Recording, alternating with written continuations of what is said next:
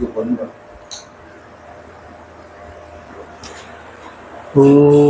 स्थापकाय च धर्मस्य सर्वधर्मस्वरूपिणे अवतारवरिष्ठाय रामकृष्णाय ते नमः। जननीं शारदां देवीं रामकृष्णं जगद्गुरुं पादपद्मे तयो श्रित्वा प्रणमामि मुहुर्मुहुः। नमः श्रीयतिराजाय विवेकानन्दसूरये सच्चित् सुखस्वरूपाय स्वामिने तापहारिणे।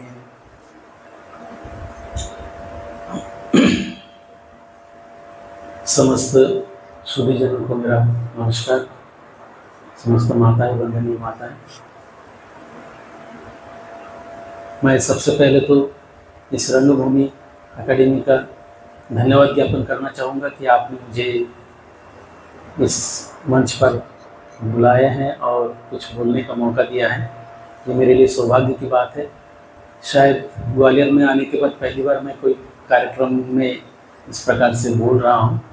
एक प्रोग्राम, छोटा प्रोग्राम में मैं गया था बच्चों के समर कैंप के प्राइज डिस्ट्रीब्यूशन में। वहाँ पे कुछ बोलने का ये नहीं था, लेकिन मैं अतिथि के रूप में गया था। और ये दूसरा कार्यक्रम है जहाँ पे मुझे कुछ बोलना एवं स्वामी जी के बारे में, और संगीत भी बहुत अच्छा। मैं संगीत नहीं सीखा, थोड़ा बहुत ये कि हथौड़ी डॉक्टर बोलते हैं ना, ऐसे हारमोनियम बजाते बजाते सीख गए, ऐसा ही है। मैंने कभी क्लासिकल अलग से नहीं सीखा है। तो जितना भी रामकृष्ण संघ में ज्वाइन करने के बाद से साधु लोगों के पास से सीखते गया, उसी से जो भी मुझे आता है मैं एक दो भजन आपको सुनाना चाहूँगा। और उसके पहले मैं स्वामी जी के बारे में, जैसे अजय जी भी बताएं, कि मैं दो शब्द कहना चाहूँगा। स्वामी विवेकानंद के जीवन, जैसे अजय जी बताए हैं, बहुमुखी प्रतिभाएं हैं। और अगर हम लोग एकदम उसके जड़ से बात निकालेंगे तो ऐसा हमें देखने को मिलता है कि 1836 साल में लॉर्ड मैकलो करके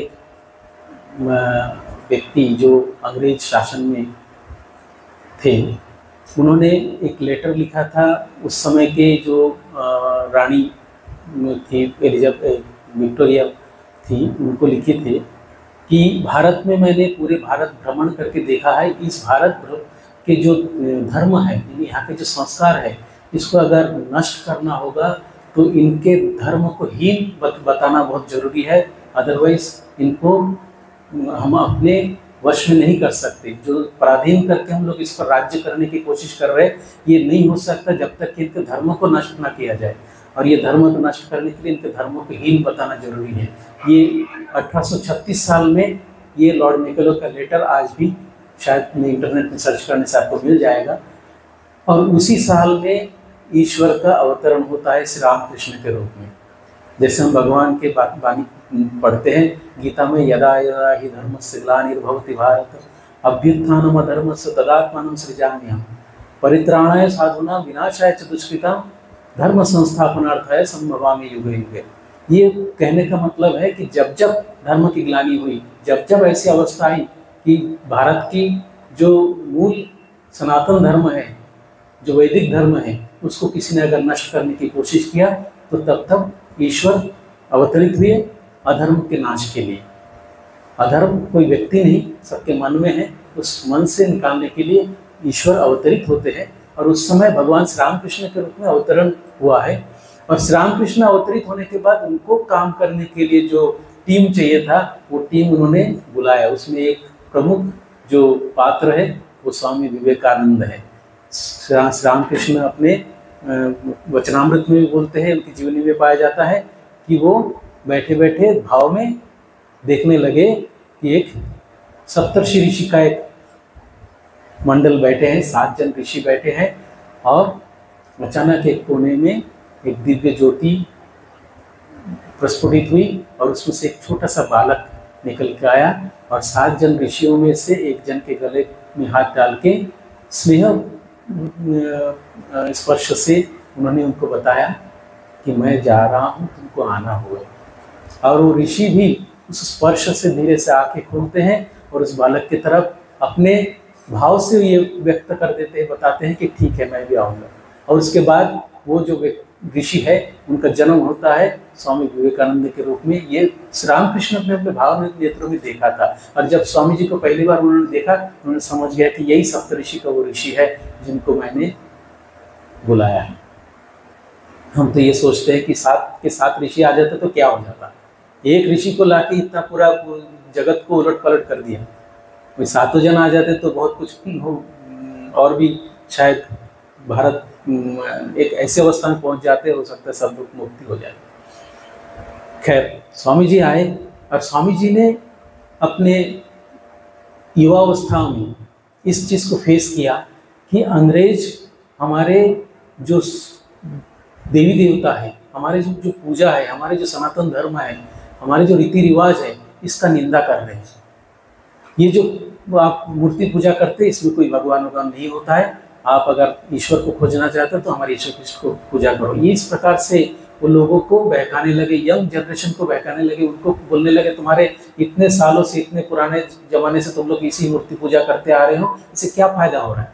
देखो हमारे तरफ देखो, हम लोग अंग्रेज है, हम लोग यीशु कृष्ण का पूजा करते हैं और हम लोग कितने पैसे वाले हैं, हमारे जैसे रहोगे, हमारे रहन सहन, हमारे ये जो सोसाइटी है इसमें तुम आ जाओगे तो तुमको लोग एक जेंटलमैन बोलेंगे, एक सभ्य नागरिक के रूप में तुम पहचाने जाओगे। और वही हुआ, उस समय के जो यंग जनरेशन है धीरे धीरे कन्वर्ट होने लगे और अंग्रेज के तरह रहने लगे, उनके पार्टी में जाने लगे, उनके तरह शराब पीने लगे, उनके तरह सब आचरण करने लगे। और स्वामी विवेकानंद जैसे युवक को ये महसूस हुआ कि फिर हमारे जो पूर्वज है, ऋषि मुनि है, जिन्होंने वेद वेदांत का हम पढ़ते हैं, जो अनादिकाल से आ रहे हैं, और ऋषि मुनियों ने तपस्या करके जिस ईश्वर को प्राप्त किया है, जिस भगवान को हम लोग पूजते हैं, हमारे पूर्व पुरुषगण भी ऐसे ऐसे हमारे जो घर में पूजा पाठ है, इस रीति रिवाज को पकड़ के रखे कि ऐसा फालतू है क्या, इसके पीछे कुछ नहीं है, अगर है तो किसी ने तो भगवान को देखा होगा। बस वही एक सत्य के खोज में स्वामी जी निकल पड़े। तब यंग नरेंद्रनाथ दत्त, और वो सबको पूछते रहे कि महोदय आपने ईश्वर को देखा है? कहीं से भी सदुत्तर नहीं मिला। और आखिरी में जब स्वामी विवेकानंद नरेंद्रनाथ दत्त जब रामकृष्ण के पास जाते, वो भी उनके कॉलेज के एक प्रोफेसर, वो वर्ड्सवर्थ के जो कविता है उसको एक्सप्लेन कर रहे थे, और उस एक्सप्लेनेशन के समय उन्होंने बताया कि इस कविता में जो है ये भाव एकमात्र दक्षिणेश्वर में श्री रामकृष्ण नाम के एक व्यक्ति है, साधु है, परमहंसदेव है, उनको हमने देखा है कि जो ये प्रकृति की वर्णना है उस कविता में, अंग्रेजी का एक कविता है, उस प्रकृति की वर्णना ऐसा है कि आप उस प्रकृति के चिंतन में धीरे धीरे अपने शरीर को भी भूल जाते हो और भाव में आप विभोर हो जाते हो, ऐसी अवस्था प्राप्त होती है। और वो मैंने देखा है दक्षिणेश्वर में एक पुजारी है, परमहंसदेव है बोलते हैं, उनको होता है। बस वो पहली बार स्वामी विवेकानंद ने श्री रामकृष्ण के बारे में प्रोफेसर हेस्टी के बारे में के पास से सुने, और उसके बाद वो ठाकुर जी से मिलने गए, और ठाकुर जी ने पहली नज़र में देख के स्वामी जी को पहचान लिया, और उन्होंने बोला कि इतने दिन बाद आते हैं, तुम्हारे लिए मैं कितना इंतज़ार कर रहा हूँ। ठाकुर जी पहचान गए कि वही सप्तऋषि के ऋषि है जिसको मैं काम के लिए बुलाया, माँ ने उनको भेजा है। तो स्वामी जी उस समय समझ नहीं पाए, सोचे कि ये तो पागल है, मेरे को क्या बोल रहे हैं। तो उसके बाद स्वामी जी को एक बार टच भी कर दिया, तो उनका पूरा विश्व ब्रह्मांड घूमने लगे। तो बोले आप क्या कर दिए, मेरे माँ पिताजी है। तो बोले ठीक है, अभी नहीं, धीरे धीरे होगा। अभी धीरे धीरे स्वामी जी को मोल्ड करने लगे। बाद में स्वामी जी का वही प्रश्न था उस समय, जो आपने भी ईश्वर को देखा है? तो पहली बार किसी ने उनको यह उत्तर दिया कि हाँ मैंने देखा है, तुझे जैसा देख रहा हूँ इससे भी स्पष्ट रूप से देखा हूँ और नजदीक से देखा हूँ, तुझे भी दिखा सकता हूँ अगर तू मेरे कहने पर चलेगा। और वो उत्तर पाने के बाद स्वामी जी उनके अनुगत हो जाते हैं। धीरे धीरे स्वामी जी उनको बहुत बार परीक्षा भी लेते हैं कि सही में श्री रामकृष्ण जो बोल रहे हो सच है क्या, वो सही में ईश्वर के दर्शन करते हैं? मन का भूल भी हो सकता है, भ्रांति भी हो सकते, पागल भी हो सकते हैं। कई तरह से ठाकुर जी का परीक्षा निरीक्षण करने के बाद फिर उनको भी खुद को उस निर्विकल्प समाधि की अनुभूति होती है। उसके बाद वो ठाकुर जी बोलते हैं कि तुझे माँ का काम करना होगा। पहले तो बोलते मैं नहीं कर सकता, बोले तू नहीं करेगा तो तेरा हड्डी करेगा। उसके बाद फिर ठाकुर जी बोलते तेरे लिए मैं ये कार्य, माँ का कार्य रख के जा रहा हूँ, तुझे करना है। स्वामी जी को समझ में नहीं आ रहा था क्या करना है। अब वो एक बात तो बोले थे ठाकुर जी ने कि तुम अपने जितने भी गुरु भाई है, जो लोग सन्यासी मैंने अपने घर घर छोड़ के मेरे आश्रम में आना चाह रहे हैं, उनको तू एक जगह पे रख के सबको साधन भजन में लगा। तो स्वामी जी ने वो तो किया, सबको बुला के एक वारानगर मठ जो है पहला मठ है हमारे, वहाँ पे एक जगह पे रखे और वहीं पे साधन भजन चल रहा है। इधर स्वामी जी के घर की अवस्था ऐसी अवस्था है कि वहाँ पे खाने के लिए कुछ नहीं है, इधर केस कोर्ट केस चल रहा है, माँ परेशान है, डेली उनको जाना पड़ता है घर में माँ को देखने के लिए और कोर्ट के केस के लिए। कई समस्या को फेस करने के बाद फिर स्वामी जी को लगा कि नहीं मुझे कुछ करना होगा, ठाकुर जी मुझे बोल के गए, क्या करना है मुझे समझ में नहीं आ रहा। तो पहले तो मुझे भारत के लिए कुछ करना है, तो भारत के खुद देखना होगा। और उस समय स्वामी जी निकल पड़े पैदल, पूरे भारत के भ्रमण करते हुए सभी बड़े बड़े राजा महाराजाओं से मिले, अलवर के राजा से मिले। अलवर के राजा की घटना आपको पता है, आज मैं अजय जी को बोला था, आप बोलिएगा अजय ये अलवर की घटना, तो मैं बता देता हूँ। अलवर के राजा जो थे उन्होंने पहले ये सोचा कि एक सन्यासी आए उनसे मिल लेते हैं, ठीक है। आए तो उनके जो मंत्री पार्षद थे, कुछ लोग थे, उन्होंने जाके राजा जी को बताया कि एक बहुत बड़े विद्वान एक साधु आए हैं, उनसे आप बात करेंगे तो अच्छा लगेगा, हमको बुलाते हैं। ठीक है बुलाओ।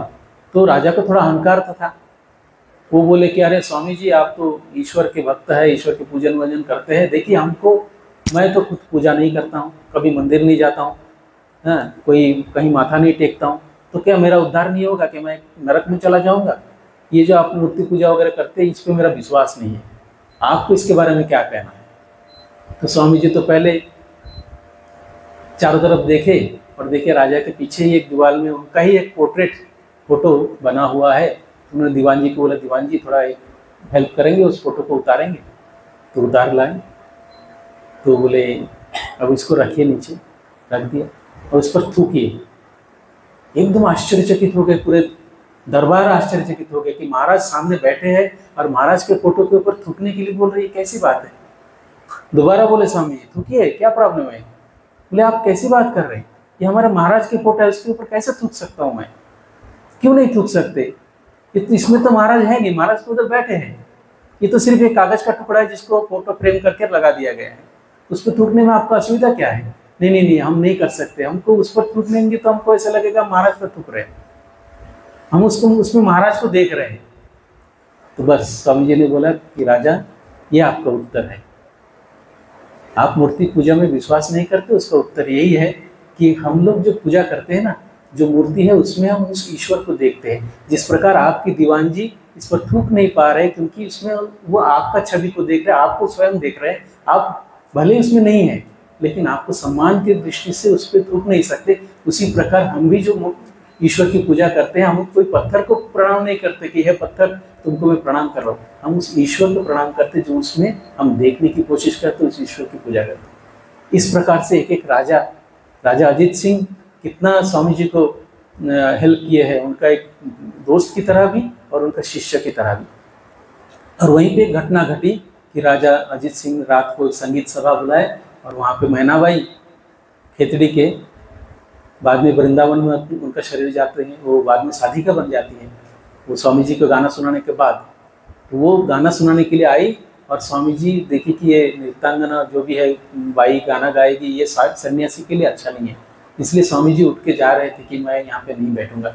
लेकिन राजा अजीत सिंह बोले थे कि स्वामी जी आप बैठिए, आपके लिए मैंने ये अरेंज किया है। बोले नहीं नहीं मुझे यहाँ पे बैठना ठीक नहीं है।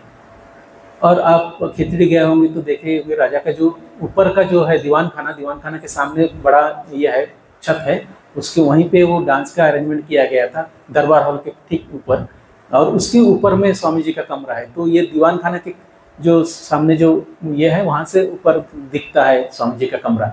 तो स्वामी जी धीरे से सीढ़ी से चढ़ के ऊपर गए और इधर वो भजन शुरू हुआ कि प्रभु मेरे अवगुण चितन धर्म, और इतना सुमधुर गाना और उस गाने के एक एक शब्द स्वामी जी, अगर हम लोग इस पर मैंने एक तार्किक दृष्टि नहीं बोलेंगे, एक रिसर्च की दृष्टि से देखा जाए कि स्वामी जी जब ठाकुर जी के पास आते थे ना तो माँ काली को नहीं मानते थे, वो बोलते थे आपके माँ है, आप जाके बोलो। ठाकुर जी को बोलते थे, ठाकुर जी बोले तू घर में खाना नहीं है तेरा, तू दर दर भटक रहा है, जाना माँ को जाके बोल, कुछ मांग। बोले मैं नहीं मांगूंगा, वो तुम्हारे माँ है, तुम जाके बोलो, मेरे लिए बोलो थोड़ा सा। मैं नहीं बोलूँगा। ठाकुर जी बोले आज मंगलवार है, जाके बोल। तो ज़बरदस्ती भेजे और फिर जाके देखा तो जब माँ का रूप देखे तो एकदम मोहित हो गए और वहाँ पे कुछ मांग नहीं पाए, सिर्फ इतना ही मांगे कि माँ मुझे ज्ञान दो, भक्ति दो, वैराग्य दो, और फिर वापस चले आए। फिर ठाकुर जी पूछे क्या रे, बोला है माँ को कुछ? तो बोले नहीं, मैं तो भूल गया, मैं सिर्फ ऐसे ही बोल के आ गए। नहीं, फिर से जा, देख आज मंगलवार है, जो मांगेगा मिल जाएगा, जा फिर से जा। और फिर गए, फिर जाके वही भूल गए, मैंने बोल नहीं पाए और वापस आ गए। और फिर तीसरी बार फिर स्वामी जी को भेजते, ठाकुर जी इस बार भूलना नहीं, इस बार जाके बोलना तू। लेकिन इस बार जाके स्वामी जी याद करके गए इस बार बोलने के लिए, लेकिन उनको बहुत ये लगा कि माँ के पास सिर्फ ये खाने के लिए पैसा से ये मांगूंगा, नहीं ये मैं नहीं मांग सकता। और फिर से वही मांग के फिर वापस आए और समझ गए ये सब गड़बड़ वहीं से कर रहे हमारे ठाकुर जी। तो उनको बोले कि ये मैं नहीं मांग सकता और मैं 3 बार ही गया, मेरे से नहीं हुआ, अब सब गड़बड़ आप कर रहे हैं, मेरे से हो नहीं रहा, आप कुछ भी करो मेरे लिए व्यवस्था कर दो माँ के लिए। तब ठाकुर जी बोले अच्छा ठीक है, तेरे घर के खाने पीने का कभी असुविधा नहीं होगा, मैं बोल देता हूँ। तो ठाकुर जी ने आशीर्वाद दिया। उस रात को स्वामी जी रात भर माता काली का भजन करते हुए रात बिताए। स्वामी जी इतना सुंदर गाना गाते थे, ठाकुर जी सुन सुन के समाधिस्थ हो जाते थे। तो वो उस दिन जो काली माता को स्वामी जी ने माना था वो पूर्ण नहीं हुआ था, पूर्ण हुआ जब खेतरी के राजा के सामने वो माता जी ने, मैना बाई ने गाना गाया और फिर स्वामी जी उतर के आके बोले, प्रणाम करके बोले माँ आपने मेरा आंखें खोल दी। और उस दिन ठीक स्वामी जी ने देवी को माना है कि मैं कौन होता हूँ किसी का अवगुण देखने का। मेरे अंदर वो, मैं जब ज्ञानी, अगर ज्ञानी पुरुष है तो उसके अंदर भेदभाव नहीं होना चाहिए कि कौन ज्ञानी कौन ये है, पापी तापी कौन है, इसका भेद नहीं होना चाहिए। तो वो गाना सुनने के बाद स्वामी जी के आंखें खोल गई। तो ऐसी घटनाएं, कई घटनाएं स्वामी जी के जीवन से में घटी है। और फिर बाद में तो आपको पता है, जैसे पूरे भारत भ्रमण के बाद शिकागो के लिए तैयारी करते हैं और शिकागो जाते भी हैं और वहाँ पे पूरे भारत के जो संस्कृति है, सनातन धर्म का प्रचार करते हैं। और फिर भारत लौट के रामकृष्ण मिशन की स्थापना की और रामकृष्ण मिशन आज 100-130 के आसपास इतने साल हो गए जो एक गति से चल रहा है, और वो भी शिव ज्ञान से जीव सेवा। इस बात को भी ठाकुर जी ने एक बार पूरे भरी सभा में बोले थे कि शिव ज्ञान से जीव सेवा। उसके पहले ठाकुर बोलते हैं कि वैष्णव सेवा, वैष्णव का जो ये है परंपरा है, उस परंपरा को ये करते, जीवे प्रेम, वैष्णव सेवा और क्या बोलते हैं, जीवे दया। तो जीवे दया शब्द बोलने के बाद ठाकुर जी समाधिस्थ माने भाव में चले जाते और फिर भाव से उतरते बोलते कि तू कीटाणु कीट, तू क्या दया करेगा, दया नहीं, बोल शिव ज्ञान से जीव सेवा। प्रत्येक के अंदर वही शिव दर्शन करके उसकी सेवा करना। और उस सभा में उस समय जो ठाकुर जी के कमरे में जो लोग बैठे थे उनमें स्वामी विवेकानंद भी थे, और वो बाहर आके बोले थे कभी भगवान अगर दिन देंगे तो ये बात को मैं पूरे जगत में फैलाऊंगा। आज मुझे एक नया आलोक मिला है, एक नया ज्योति इसमें से मैंने दर्शन किया है। और फिर बाद में स्वामी जी ने जब रामकृष्ण मिशन की स्थापना की, आत्मन मोक्षार्थम जगदिताय च, इसका जो मोटो है उसके पीछे यही है कि शिव ज्ञान से जीव सेवा। स्वामी जी बोलते हैं कि तुम गिरी गुहा में, पर्वत में जाके जिस भगवान का ध्यान करोगे वही भगवान तुम्हारे सामने गरीब, दुखी, पीड़ित, लाचार बच्चे और बूढ़े के रूप में तुम्हारे सामने घूम रहे, इसकी सेवा करो। इसी के अंदर वही शिव है, ईश्वर है, जिसकी सेवा करने से तुमको वो लाखों जप करने का जो फल है तुम गिरी गुहा में करोगे, उसका फल कब यहाँ पे एक जन का सेवा करो तो उसी से मिल जाएगा। तुमको अलग से सेवा मैंने ध्यान जप करने की जरूरत नहीं है। इसलिए रामकृष्ण मिशन 4 योग को समन्वय करके ये सेवा करते हैं, जिसमें कर्म योग प्रधान है और ज्ञान योग है, भक्ति योग है और राज योग है। ये चारों योग को मिश्रित करके, इसलिए रामकृष्ण मिशन का जो मोटो है, आप लोगो है, उसको आप देखेंगे एक सांप है, तो सांप के अंदर एक सूर्य उगता हुआ सूरज है, जल है, जल राशि, उसमें एक कमल खिला हुआ है और एक हंस है। इसका अर्थ ये है कि ये 4 योग का समन्वय है। ये इसमें जो उगता हुआ सूरज है वो ज्ञान का प्रतीक है, जो जल राशि दिख रहा है वो कर्म का प्रतीक है, जो कमल खिला हुआ है वो भक्ति का प्रतीक है, और जो सांप ऐसे गोल करके है वो योग का प्रतीक है, और बीच में जो हंस है वो परमहंस, उस परमात्मा को प्राप्ति करना है। ये चारों योग को मिला के उस परमात्मा की प्राप्ति करनी है। ये स्वामी विवेकानंद ने खुद अपने हाथों से ड्राइंग करके इस लोगों को बनाया, और यही रामकृष्ण मिशन का एक प्रकार से मोटो है और हमारा उद्देश्य भी है, तन्नो हंस प्रचोदयात्, उस परमहंस को प्राप्ति करना है। तो आज इस सभा में 2 शब्द में स्वामी जी के बारे में बोल पाया हूँ, इसके लिए मैं धन्यवाद देता हूँ। अब एक दो भजन मैं सुनाना चाहूँगा।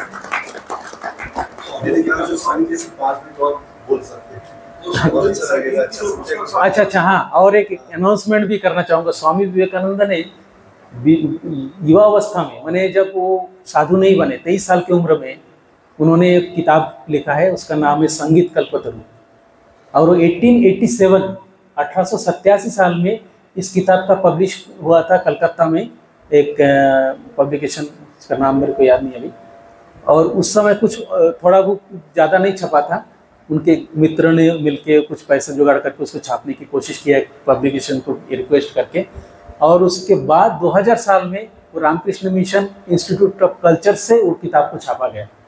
तो संगीत कल्पतरु उसका नाम है, और इसी नाम को लेके आज ही हमने एक डिसाइड किया है कि हमारे रामकृष्ण मिशन ग्वालियर में हम लोग संगीत कल्पतरु दिवस मनाएंगे, और वो दिन रहेगा 1 नवंबर 2025 से शुरू होगी। क्यों 1 नवंबर?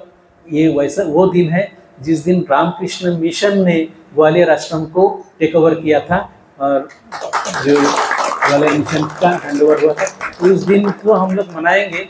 और ये 9 साल पूरा होगा इस साल हमारा, ये रामकृष्ण मिशन ने जो लिया है इसको ग्वालियर आश्रम को, तो उस दिन को हम लोग संगीत कल्पतरु दिवस मनाएंगे। और उस दिन संगीतज्ञ जो भी है, विनीत जी है, और जितने भी संगीत के बड़े बड़े विद्वान लोग हैं उनको भी हम बुलाएंगे, और उस दिन एक संगीत का सभा सारा दिन करेंगे।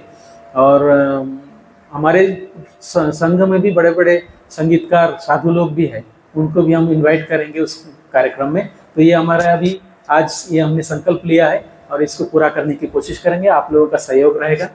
तो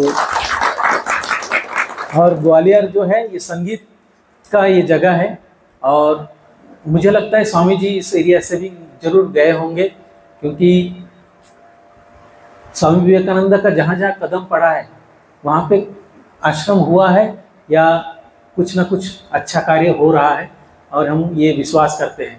हालांकि मैं जहाँ पहले था, रामकृष्ण मिशन नारायणपुर, छत्तीसगढ़ का एक जंगल एरिया में एक आश्रम है, जहाँ पे 2800 बच्चे आश्रम में रह के पढ़ते हैं। वहाँ पे भी संगीत भी सिखाया जाता है। वहाँ का मेरा एक स्टूडेंट वो आने वाला है यहाँ पे आश्रम में, का तबला शिक्षक के रूप में उसको बुलाया गया है, तो मैं मिलाऊंगा आप लोगों से उससे भी। वो बच्चा अभी मैंने बहुत ज़्यादा सीखा नहीं है, लेकिन जब तक स्कूल में पढ़ता था तबला बजाता था, तो उतना तो आता है उसको। तो वो जो एरिया है रामकृष्ण मिशन जहाँ पे है, मुझे क्यों बहुत सारे साधु लोगों को भी ये विश्वास होगा, और मुझे भी मैं फील करता था कि यहाँ पे ठाकुर जी का कुछ होगा। क्यों नहीं तो आश्रम, इतना बड़ा आश्रम बना है, कोई तीर्थ क्षेत्र होने से ही इतना स्फुरण होता है, क्योंकि वो आश्रम का जो आप वातावरण देखेंगे एक आध्यात्मिक वातावरण है। हर कोई व्यक्ति उस आश्रम के गेट के अंदर आने से ही उनको अलग फीलिंग होता है। वो खुद आके बोलते हैं कि महाराज आपके आश्रम में क्या है पता नहीं, लेकिन गेट के अंदर से हम आते ही हमको ये फीलिंग हुआ है। तो मुझे भी ये विश्वास होता था कि भगवान रामचंद्र जब गए दंडकारण्य वन है वो, और हो सकता है आश्रम के उसी जगह से वो क्रॉस किए होंगे, हो सकता है एक आध रात वहीं पर सोए होंगे किसी पेड़ के नीचे जहाँ पे आज आश्रम बना है। तो ये आध्यात्मिक वातावरण भगवान राम से ही बना होगा। और हम लोग वहाँ पे हनुमान जी का भी पूजा करते हैं आश्रम में, तो वो आश्रम का एक अलग वातावरण बनता है। और विशेष करके वहाँ के जो आदिवासी बच्चे हैं बहुत सरल हैं, वो बच्चों के कारण भी एक वातावरण ऐसे बना हुआ है जो एक आध्यात्मिक परिवेश का सृष्टि करते हैं। तो एक स्वामी विवेकानंद जिस कार्य को रामकृष्ण मिशन में स्टार्ट किया है, शिव ज्ञान से जीव सेवा, अगर आप बोलेंगे कि अक्षरशः पालन कहाँ पे हो रहा है, तो रामकृष्ण मिशन नारायणपुर में। मैं चाहूँगा अगर कभी आपको मौका मिले तो रामकृष्ण मिशन नारायणपुर देखिएगा। कि वहाँ पे इतने आदिवासी बच्चों को कैसे वहाँ पे शिक्षा दी जा रही, एकदम छोटे से लेकर उनको बड़ा किया जाता है और उनको पूरा लालन पालन का भार पूरे स्वामी जी लोग और कुछ डेडिकेटेड वर्कर हैं, वो लोग अपने पूरा दिन रात 24 घंटे एक करके उनका सेवा करते हैं उन बच्चों का। तो ये वहाँ पे भाव बना हुआ है और ये ऐसे ही स्वामी विवेकानंद का कार्य पूरे भारत में क्यों पूरे विश्व में चल रहा है, हम देख रहे हैं। और स्वामी जी बोलते हैं कि सबको उस ईश्वर को जानना होगा, हम सबको जानना होगा, हम सब एक जा भी रहे, उसी रास्ते में चल रहे हैं। हम एक समय जाके उस जगह पे पहुंचेंगे, कोई आगे जाएगा कोई पीछे जाएगा, लेकिन जा तो रहे उसी रास्ते पे, हम जाने और ना जाने, और उसको जानना ही होगा, इसके अलावा कोई रास्ता नहीं। शृण्वन्ति विश्वे अमृतस्य पुत्राः आये धावानि दिव्यानि तस्तु वेदाहमेतं पुरुषं महान्तं आदित्यवर्णं तमसः परस्तः त्वमेव विदित्वा अतिमृत्युमेति नान्यपन्थ विद्यते अयनाय। ये स्वामी जी उपनिषद की वाणी को बोल रहे हैं। पूरे विश्व के लोगों को अमृत के पुत्र के रूप में उन्होंने आह्वान किया है कि तुम अमृत के पुत्र हो, तुम ईश्वर के संतान हो, तुम अपने आप को लाचार मत समझो, मैं ऐसा हूँ मेरे से नहीं हो सकता, ये बात कभी लाना ही नहीं, अपने डिक्शनरी से निकाल दो। इम्पॉसिबल करके कोई शब्द नहीं है स्वामी जी के डिक्शनरी में, उसको निकाल दो। तुम में सब शक्तिमान शक्ति है, तुम सब कुछ कर सकते हो और तुमको करना होगा। मैंने उस महान पुरुष को जाना है, वेदाहमेतं पुरुषं महान्तम आदित्य वर्ण तमसः परस्तात्। आदित्य वर्ण सूर्य की तरह उसका वर्ण है, चमकदार। तमसः परस्तात्, जो अंधकार है उसको दूर करते हैं। त्वमेव विदित्वा अतिमृत्युमेति, तुमको अगर मृत्यु का अतिक्रम करना है तो तुमको जानना पड़ेगा। विदित्वा, यू हैव टू नो, नान्य पंथ विद्यते, और कोई रास्ता है नहीं, ये तो आपको जाना ही है। कोई आज जाए कल जाए या कभी भी आगे जाके जाए, लेकिन इसी रास्ता का अनुसरण करना पड़ेगा। इसलिए स्वामी जी ने राजयोग के इसमें प्रस्तावना में ये लिखा है कि each soul is potentially divine, प्रत्येक जीव या अव्यक्त ब्रह्म हो। The goal is to manifest the divinity within, तुम्हारे अंदर वही डिविनिटी है, उसको जानना है, उसको उजागर करना। तुम हो, तुम नहीं जानते हो कि तुम क्या हो। तुम जो आत्मस्वरूप है, तुम्हारे अंदर शक्ति है, उसको तुम पहचान नहीं रहे। जैसे हनुमान जी अपनी शक्ति को नहीं जानते, तो उनको बताना पड़ा कि तुम्हारे अंदर शक्ति है, तब जाके छलांग मार के पूरा श्रीलंका तक पहुंचे। तो ऐसे ही तुम्हारे अंदर वो शक्ति है, तुम अपने आप को नहीं जानते हो। Each soul is potentially divine. The goal is to manifest their divinity within by controlling nature, internal and external. दोनों नेचर को, एक्सटर्नल और इंटरनल को कंट्रोल करके हमको जानना है। By psychic control, by work worship, जो भी कर्म या ज्ञान या yoga, do it and be free, इसको करो और फ्री हो जाओ। कुछ भी करके उस ईश्वर को जानना है जो तुम्हारे अंदर बैठा है, उसको जानने से ही होगा। और जानना माने क्या, तुम ही हो। ठाकुर जी बोलते हैं ना, जब मैं कुछ बोलने जाता हूँ कि ब्रह्म क्या है, माँ गला दबा देती। गला दबा देती का अर्थ यह है कि मन वहाँ पे नहीं जा सकता, मन भी जड़ है, मन के पार जाना है। और मन के पार एक बार गए तो कौन बताएगा, मन वहाँ पे था नहीं। तो मन, हम लोग कुछ बोलते हैं तो मन के सहारे बोलते हैं। जब मन नहीं रहेगा, मन का मृत्यु होगा, तब सिर्फ तुम ही रहोगे और कोई नहीं। तो जो है सो है, उसको बोलने वाला कोई नहीं है। अगर हम वेदांत की दृष्टि से देखेंगे कि सूर्य है और 5 घड़ा रखा है, घड़े में पानी है, हर घड़े में एक सूर्य का प्रतिबिंब पड़ा है, उसको वो ईश्वर है और उस ईश्वर का प्रतिबिंब इस घड़े के अंदर है। अर्थात घड़ा रूपी मैं हूँ, मेरा ये शरीर एक घड़ा है, आपका शरीर एक घड़ा है, ऐसे सब घड़े हैं। 5 घड़ा रखा है, 5 घड़े के अंदर उसी ईश्वर का प्रतिबिंब दिख रहा है। सूर्य जो है उसका प्रतिबिंब दिख रहा है। एक घड़ा मैंने तोड़ दिया, तो सूर्य कहाँ गया? कहीं नहीं गया, सूर्य तो है, लेकिन उस घड़े का सूर्य कौन बताएगा?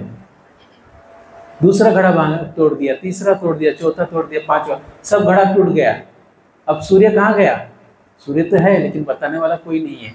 जब हम ये घड़ा टूट जाएगा, अर्थात इस शरीर से मेरा संपर्क टूट जाएगा, मैं ईश्वर से एकीभूत हो जाऊंगा, तब बताने वाला कोई नहीं रहेगा। मुझे वापस इस शरीर में आके भी मैं बता नहीं पाऊंगा। क्यों? क्योंकि मन नहीं जा पाया मेरे साथ देखने के लिए। लेकिन बहुत आनंद था, वो आनंद की ये है।